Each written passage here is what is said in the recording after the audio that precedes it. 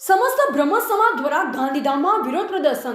આજરોજ સમસ્ત બ્રહ્મ સમાજ દ્વારા મૃતક દીપેશભાઈના કેસમાં બાકી રહેલ આરોપીઓને તાત્કાલિક પકડી કાયદેસરની કડક કાર્યવાહી કરવામાં આવે તેવી માંગ સાથે એસપી કચેરી ગાંધીધામ ખાતે આવેદનપત્ર આપવામાં આવ્યું. સમાજના અગ્રણી અને સભ્યો મોટી સંખ્યામાં ઉપસ્થિત રહી ન્યાય માટે અવાજ ઉઠાવીને વહેલી તકે કાર્યવાહી કરવાની માંગણી કરી. અગાઉની જે રજૂઆત હતી એમાં સમાજના કેટલાક મુખ્ય આગેવાનોએ મૌખિક રજૂઆત કરી હતી. આજે સમાજના સમગ્ર જિલ્લાભરના આગેવાનો સાથે મળી અને લેખિતમાં રજૂઆત કરી છે કે સ્વર્ગસ્થ દીપેશને જે પગલું ભરવું પડ્યું અને એ પગલું ભરવા માટે મજબૂર કરનાર એ તમામ આરોપીઓ ઝડપી પકડાય, નિષ્પક્ષ તપાસ થાય અને તમામ ઉપર કડક કાર્યવાહીની અમલવારી થાય એવી સાહેબશ્રીને રજૂઆત કરી છે.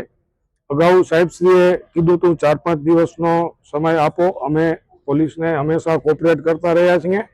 આજે રજૂઆત સાથે જણાવ્યું છે કે આગામી દિવસોમાં જો આ આરોપીઓ વિરુદ્ધ જો કોઈ કાર્યવાહી થતી નથી તો બ્રહ્મ સમાજ રાજવ્યાપી આના માટે લડત કરશે અને જરૂર પડે એવા તમામ આંદોલનો માટે સમસ્ત સમાજ ગુજરાતભરમાંથી સાથે જોડાઈ અને ફરી કોઈ સમાજનો દીપેશ આવું પગલું ન ભરે અને ફરી કોઈ પરિવારનો આધારસ્તંભ પરિવાર ન ગુમાવે તો સમાજના લોકોને પણ હું અહીંથી અપીલ કરીશ કે આવા યુવાનો જ્યારે આ રીતે વ્યાજના વિષ ચક્રમાં ફસાઈ જાય છે તો મુક્ત મને પરિવારના મોવડીઓને, સમાજના આગેવાનોને કે પોતાના મિત્રોને પણ એની રજૂઆત કરે કે આ રીતે હું ફસાણો છું અને આવું પગલું ભરી અને પરિવારને પણ મુશ્કેલી વેઠવવી પડે છે, પરિવારને પણ અનેક તકલીફો વેઠવી પડે છે. આ સાથે પ્રશાસનને પણ રજૂઆત છે કે કચ્છની અંદર છેલ્લા કેટલાક સમયથી આપણે જોઈ રહ્યા છીએ કે આ વ્યાજનું વિષ ચક્ર ખૂબ જ વ્યાપક પ્રમાણમાં અને બ્રહ્મ સમાજ નહીં પણ અન્ય સમાજના પણ ઘણા યુવાનોએ પોતાની જીવાદોરી ટૂંકાવી છે. તો ખરેખર આ વ્યાજનો ધંધો કરનારા લોકો જે છે એ વ્યાજવટાનો ધીરધારનો લાયસન્સ ધરાવે છે કે નહીં અને લાયસન્સ ધરાવીને જો આ ધંધો કરે છે તો એના નીતિ નિયમો મુજબ વ્યાજ વસૂલે છે કે નહીં, આ એક યક્ષ પ્રશ્ન અત્યારે કચ્છમાં આપણે જોઈ રહ્યા છીએ. સમગ્ર કચ્છમાં, માત્ર પૂર્વ કચ્છની વાત નથી પણ સમગ્ર કચ્છમાં આ સમસ્યાના કારણે અનેક યુવાનો ભોગ બને છે પોતાની અને વડીલોની જે અમૂલ્ય મિલકત હોય છે એ પણ એને ગુમાવવી પડે છે. તો એના માટે પણ પ્રશાસન યોગ્ય કદમ ઉઠાવી અને જે બિનઅધિકૃત રીતે વ્યાજનો ધંધો કરી રહ્યા છે એના ઉપર પણ રોક લાગે એવી સમસ્ત બ્રહ્મ સમાજ વતી અમે માંગ મૂકી છે. ખાસ કરીને આનામાં રાજકીય લોકોનો પણ ઘણો સમાવેશ છે. તો જ્યારે ફરિયાદ નોંધાવા ગયા ત્યાર પછી કોઈ પરિવાર ઉપર દબાણ કે એવું કંઈ કરવામાં આવ્યું, ફરિયાદ પાછી ખેંચી લ્યો કે ફરિયાદ નોંધાવવામાં કોઈ તકલીફ પડી કે કેમ? ના, ફરિયાદ નોંધાવવામાં કોઈ તકલીફ નથી પડી. બ્રહ્મ સમાજ છે એ જાગૃત સમાજ છે, કોઈના દબાવમાં કોઈના બહેકાવવામાં આવે નહીં. એટલે પરિવાર નિડરતાપૂર્વક આગળ આવી અને ફરિયાદ દાખલ કરી છે. હવે કહેવાતા રાજકીય લોકોએ પોતાના પ્રયત્નો કરે પણ અહીંયા સામે શિક્ષિત સમાજ છે, સમજદાર સમાજ છે, એટલે એ કોઈના બહેકાવામાં કે વાતોમાં આવે નહીં. રક્ષણ માટે અને એમનો જીવ આપવા સુધીનો બનાવ ન બને એવી કોઈ પરિસ્થિતિઓ નિર્માણ ન થાય એના માટે સતત પ્રયત્નશીલ રહી છે અને પૂર્વ કચ્છ પોલીસે ઘણા બધા ગુનાઓ વ્યાજખોરો વિરુદ્ધમાં દાખલ કર્યા. ઇવન અંજારના 3-4 વ્યાજખોરો વિરુદ્ધમાં તો ગુસ્સી ટોક સાથેના ગુનાઓ દાખલ કર્યા. પૂર્વ કચ્છ પોલીસે સારામાં સારી કામગીરી કરી છે. ત્યારે આવા બનાવો બને એટલે અમને દુઃખ એ થાય છે કે પરિવાર, સમાજ, સભ્યો, મિત્રો એ બધા ક્યાં હતા? ખરેખર આવી કોઈ પણ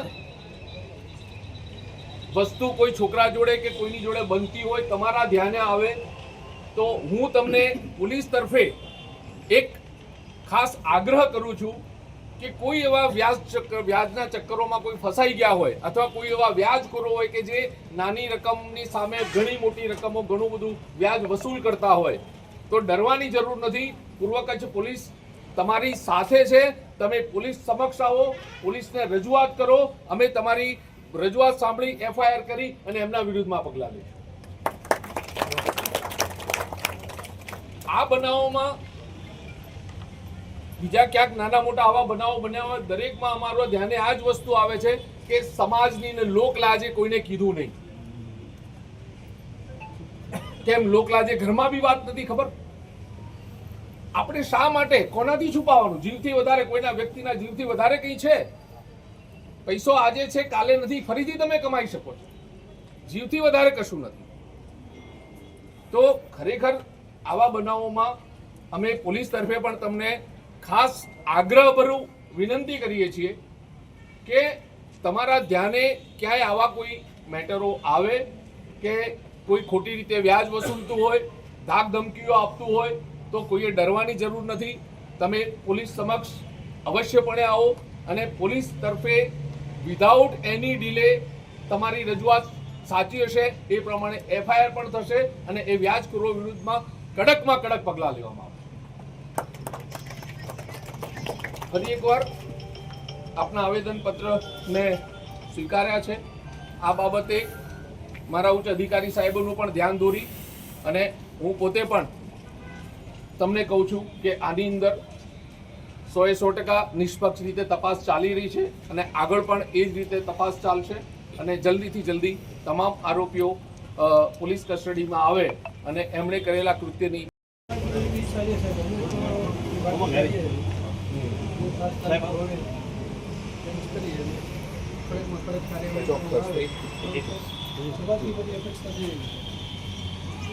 તમે સાહેબ અમારા સમાજ સાથે બ્રાહ્મણ છો એટલે તમને વિશેષ શું કહેવાનું, અમારું દુઃખ છે, તમારું પણ દુઃખ છે. અને આજે 15 દિવસ થઈ ગયા છે સાહેબ. તો આ બધા સમાજની તમામની ઈચ્છા છે કે જલ્દીથી જલ્દી હવે આરોપીઓને પકડવામાં આવે.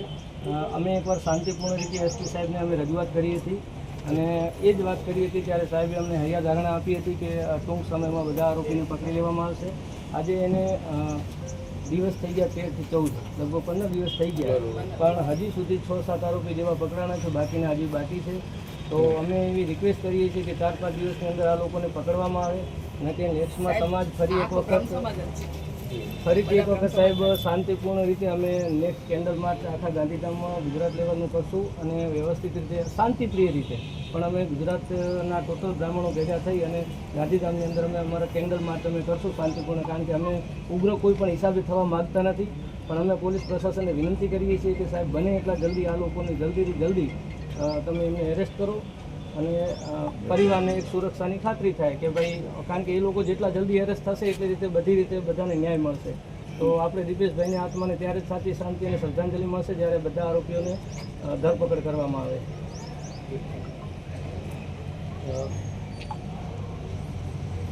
જે કંઈ બી બનાવ બન્યો છે, એક યુવાન ભાઈ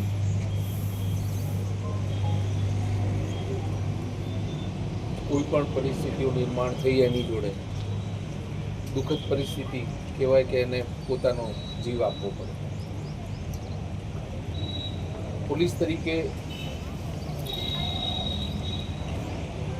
બનાવને ધ્યાને લઈ એમના પરિવારના સભ્યોને એમની સાથે અમારી સંવેદના જોડાયેલી છે.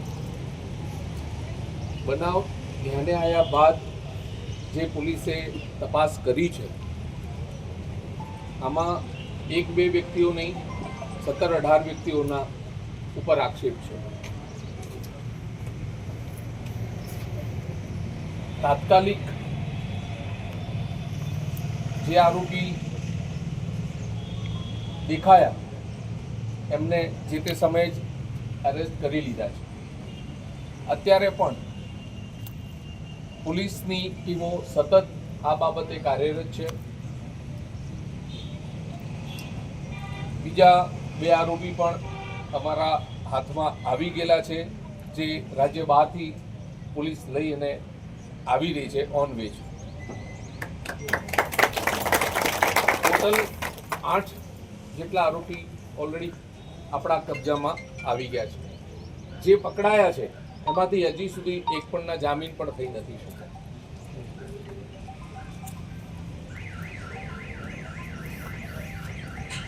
પોલીસ તરફે હું વાત કરું તો અમારી સતત પ્રયત્નો ચાલુ છે. આમાંથી તમે બધા હાજર છો અહીંયા આગળ.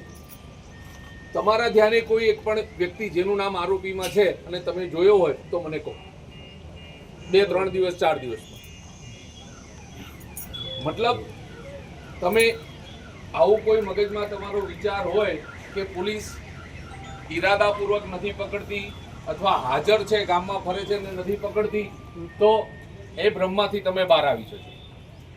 અહીંયા આગળ પોલીસ નિષ્પક્ષ રીતે આટલા સમય સુધી તપાસ કરી. રિપોર્ટર વિક્રમભાઈ બ્રાહ્મણ, ગાંધીધામ.